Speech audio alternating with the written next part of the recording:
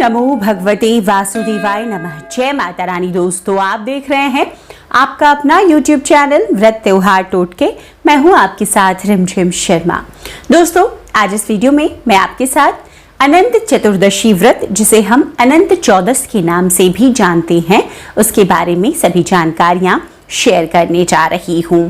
अनंत चौदस का व्रत साल 2022 में किस दिन हम मनाएंगे, इस दिन भगवान विष्णु के किस स्वरूप की पूजा आराधना हमें करनी है, किस प्रकार से पूजा विधि रखनी है, अनंत चतुर्दशी के व्रत का दोस्तों क्या महत्व पुराणों में बताया गया है, और इस दिन किस प्रकार से अनंत सूत्र बांधा जाता है। जिन भी क्षेत्रों में अनंत चौदस का व्रत किया जाता है, व्रत में क्या खाया जाता है, व्रत कब हमें और किस विधि से संपन्न करना चाहिए, जैसी सभी जानकारियां इस एक वीडियो में आपको प्राप्त होने जा रही है।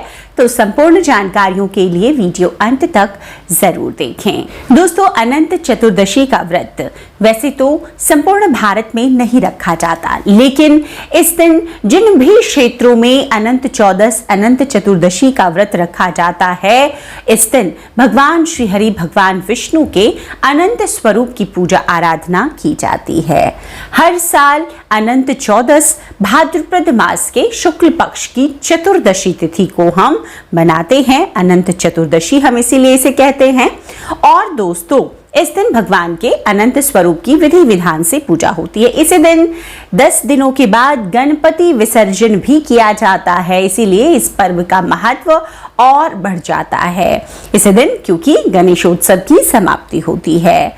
दोस्तों, अनंत चौदस व्रत का स्कंद पुराण में, अग्नि पुराण में और महाभारत काल से इस व्रत की शुरुआत हुई थी, ऐसा बताया जाता है। तो साल 2022 में अनंत चतुर्दशी का व्रत 9 सितंबर शुक्रवार के दिन पड़ रहा है। दोस्तों, अनंत चौदस व्रत का बहुत महत्व बताया गया है, और जो भी लोग इस दिन अनंत चतुर्दशी का व्रत करके अनंत सूत्र को बांधते हैं, अपनी बाजू में धारण करते हैं, ऐसा बताया गया है कि इस सूत्र को धारण करने से जीवन में सभी संकटों का नाश हो जाता है, भगवान श्री हरि विष्णु की कृपा प्राप्त होती है। अनंत चतुर्दशी का व्रत आप लगातार 14 वर्षों तक कर सकते हैं, और उसके बाद चाहें तो इस व्रत का उद्यापन कर सकते हैं, या अपनी इच्छा अनुसार इस व्रत को आप जीवन भर कर सकते हैं। तो आपको मैं बता देती हूँ कि अनंत चतुर्दशी की तिथि कब प्रारंभ हो रही है, कब समाप्त हो रही है,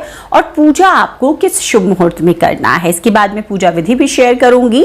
तो अनंत चतुर्दशी शुक्रवार 9 सितंबर को है। चतुर्दशी की तिथि प्रारंभ हालांकि 8 सितंबर को हो जाएगी रात्रि 9:02 पर। चतुर्दशी की तिथि समाप्त होगी 9 सितंबर को शाम के 6:07 पर।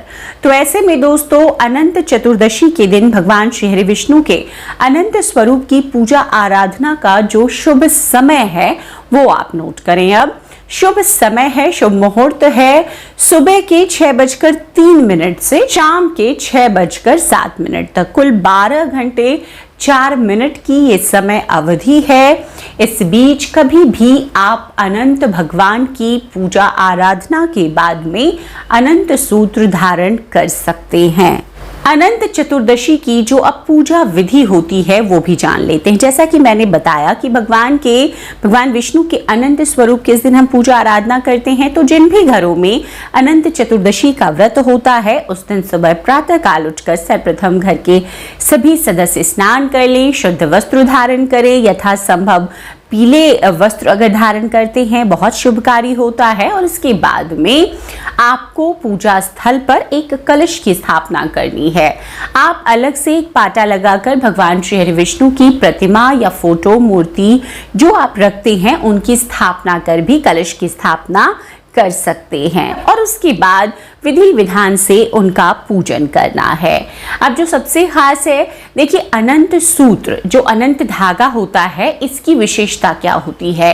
कच्चे सूत से ये तैयार किया हुआ एक धागा है जिसमें 14 गांठें होती है।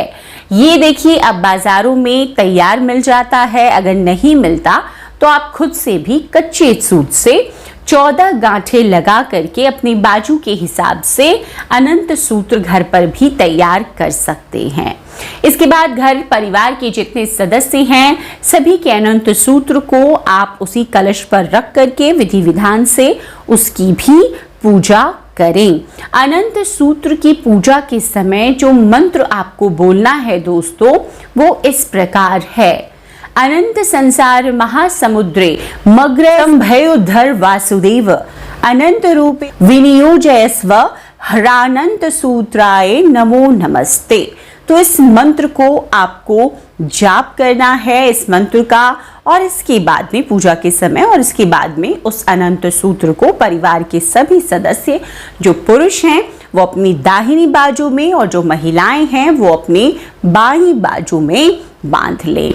दोस्तों इस सूत्र को बांधने से, इस पूजा को करने से आपके जीवन के सभी संकटों का नाश होता है। भगवान श्री विष्णु की कृपा आप पर, आपके परिवार पर बनी रहती है। दोस्तों अनंत सूत्र बांधने के बाद में आपको 14 दिनों तक देखिए किसी भी प्रकार का तामसिक भोजन नहीं करना चाहिए। कम से कम जो अनंत सूत्र बांधते हैं इसके जो नियम है कि 14 दिवसों तक आपको बांधकर जरूर रखना है। आप चाहे तो पूरे साल बांध कर रख सकते हैं अगर आप शाकाहारी भोजन करते हैं, लेकिन अगर आप तामसिक भोजन करते हैं, मांसाहार खाते हैं, तो 14 दिनों तक आपको अनंत सूत्र जब तक आप धारण करते हैं आपको इस प्रकार के भोजन से बचना है। कम से कम 14 दिनों तक आपको अनंत सूत्र बांधने के बाद जरूर धारण करके रखना चाहिए।